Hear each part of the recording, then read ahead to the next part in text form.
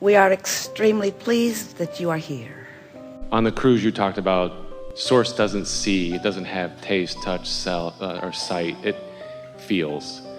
And that was really a mind-blowing thing for me, because I always felt like people were watching me, and I never understood that they were really only feeling me. And it actually was a really cool moment, because I realized for the first time that... Before you go further, we want to stick something in, because it might change the direction of your question, your really good question. We just want to throw this in for you. We have said that, we do say that, and we do mean that. It is how it is, that it is your physical apparatus that has the translators of the vibration that gives you taste and touch and sight and sound and so forth. So without that physical apparatus, then those experiences are different from non-physical. But the satisfaction that you feel when you taste something that you like is felt by us. Yes, that's the part I got for the first time. So you could say that if it tastes good to you, it tastes even better to us.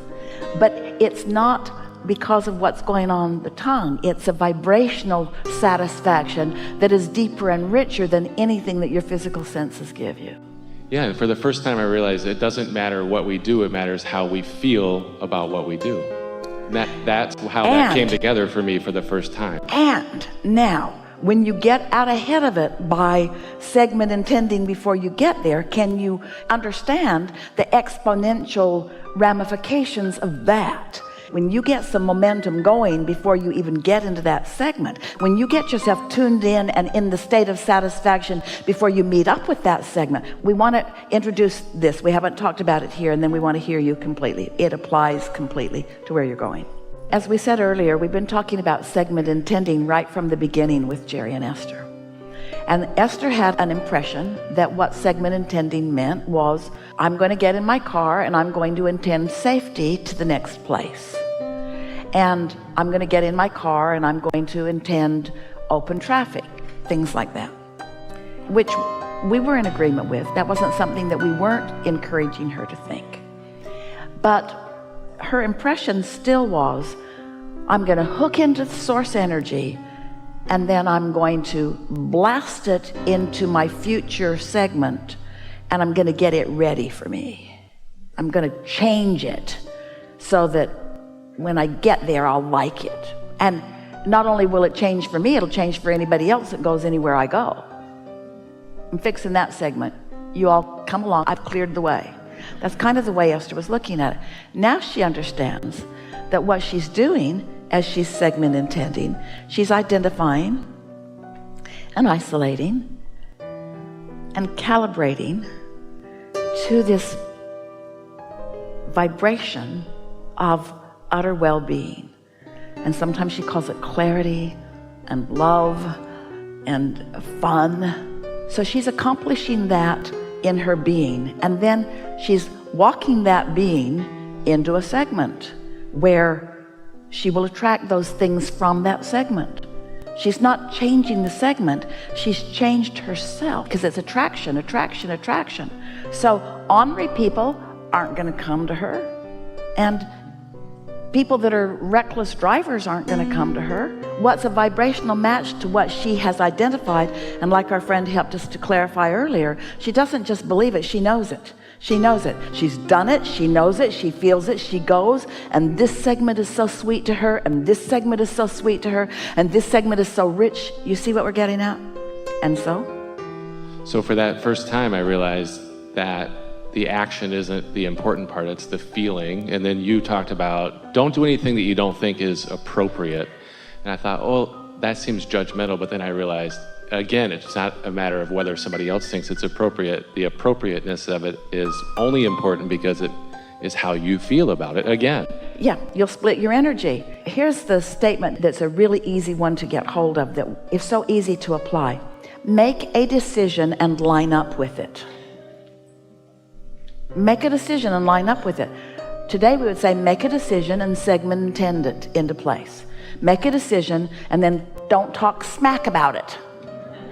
Make a decision and line up with it. So there's a family reunion and you don't really want to go, but you feel like you should, because your mother's going to be really mad at you if you don't show up. make a decision and line up with it. So if you decide you're going to go, doesn't matter if you go or don't go, but if you decide to go, then make a list of all the reasons you're going.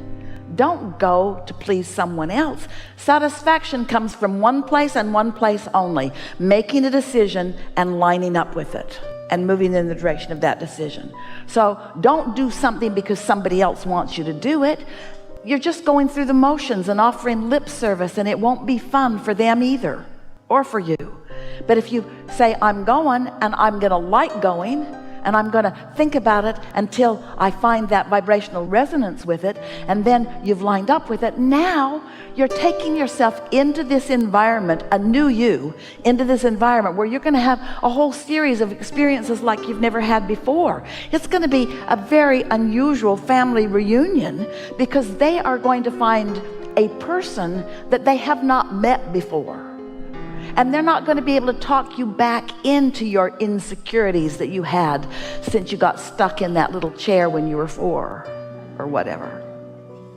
When you think about in the context of what we're just talking about, can you, from a vibrational standpoint, talk about the word responsibility?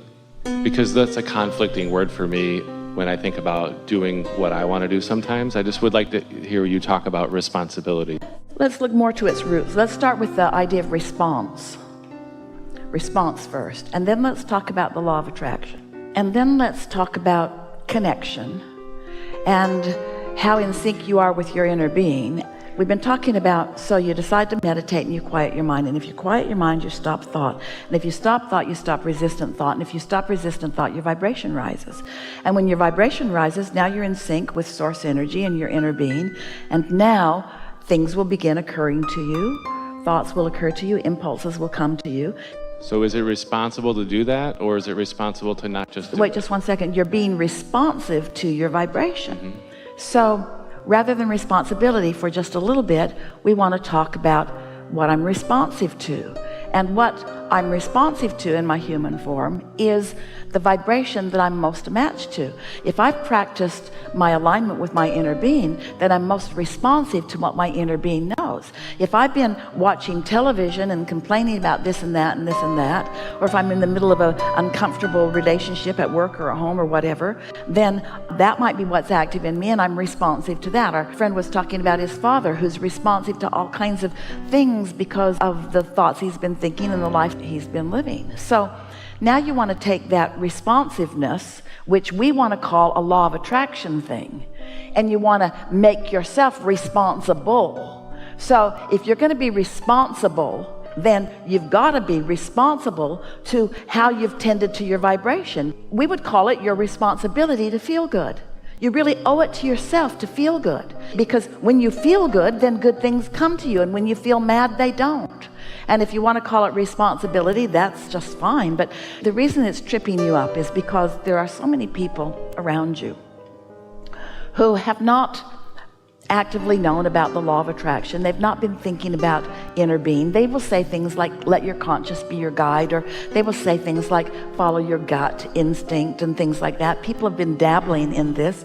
All kinds of people have had connection and inspiration, and they get that. This is not the first conversation about any of this, but most people are living life by default, and most people are just responding to what they're giving their attention to. And so then there are those who decide they're going to lead someone, lead a child, or even lead a mate, or lead a group of people who are working for you, or lead a team. And their attitude about leadership often is by pointing out to you the things that will go wrong if you don't do this, and if you don't do this. If you don't do this, you're going to get fired, and if you don't do this, you're not going to amount to anything, and if you don't do this. And so most people have been pushing hard against what they don't want, and then disallowing what they do want. And so their idea of what comes to them is all disturbed. It's all distorted, because even in religion, they will say to you, if you keep these rules and you do these things and you don't do these things, then you will be rewarded. And then logical people keep those rules and don't feel all that rewarded, And then they see others around them not keeping the rules who seem to be thriving. And they say, what's going on? And then people say to them, oh, well, you can't tell while you're still here on earth. The reward comes after you die. And we are here to tell you, your guidance system is giving it to you now. What's happening in non-physical is what's happening here. When you don't feel good, you've pinched yourself off from it. And there isn't a reward. Your rewards are happening here. It's what alignment is. It's the emotion that you feel in any moment is what you're reaching for, you see. So getting back to the point that you were sort of kind of making is that people who want something from you will convince you that there's this set of rules that you need to follow. And rarely does that set of rules include do your best to feel good as much as you can. Usually the rule is, I'm going to need your sacrifice and your commitment, and I'm going to need you to do these things, and you need to put this first no matter what. I don't think it's other people doing it to me. I think it's me doing it to myself. Well, we think so too at this point, but we don't think you learned it from nobody. Yeah, that's a good point. But I'm the one doing it, just to be clear. But it's such a wonderful thing when you now know that. If you just leave here with this one understanding. We like that word, understanding. What's standing under? What's the basis beneath what you know? So if you just leave here with this one understanding, that your inner being is you, and your inner being is the non-diluted, non-resistant version of you, and that your inner being is even what you want to call future because it hasn't manifested yet, but we want to call presence because it is a vibrational reality version of you, and that your inner being has a point of attraction, and so do you, and that your emotions equal that resonance or lack of it, that harmony or discord, that allowance or disallowance. And so when you feel negative emotion, Esther stops often, and when she's feeling some negative emotion about something, and she acknowledges, you guys don't feel this way about that, do you? And I know why. Thanks for reminding me. Her emotions remind her all day, every day. That's what they're for. It's guidance. I said to my wife, I said, sometimes I let it get so bad it feels like mental illness, but I came up with a new word for it. I called it mental willness because of the stuff I'm sometimes willing to put up with. And that's that moment where you just stopped it is really important.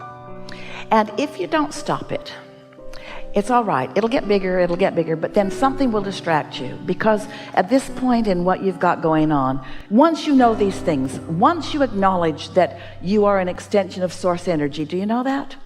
And once you acknowledge that that source energy part of you is vividly aware and active in your life experience, do you know that?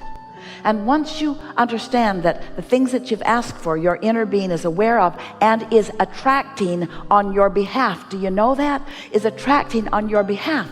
Then there's only one question to ask yourself. Am I a cooperative component right now? And if you got negative emotion going on, the answer is no, not right now. It doesn't mean no, not ever. No, not right now. Not while I feel like this. And if you're frisky and feeling full of fun and you're loving life, then you're letting it in, you're letting it in, and you're letting it in. And before you know it, you start really noticing the difference. You can feel when you're in the flow and when you're not. And the most important thing that your inner beings want us to convey to you is that when you're not in the flow, it's okay. Because your negative emotion about yourself could only exist because your inner being isn't having any negative emotion about you. If your inner being were as mad at you as you are, you wouldn't feel mad. Doesn't that make sense? It's the fact that your inner being knows that all is well and you don't that makes you feel bad. It's that your inner being knows that you are wonderful and you don't that makes you feel bad.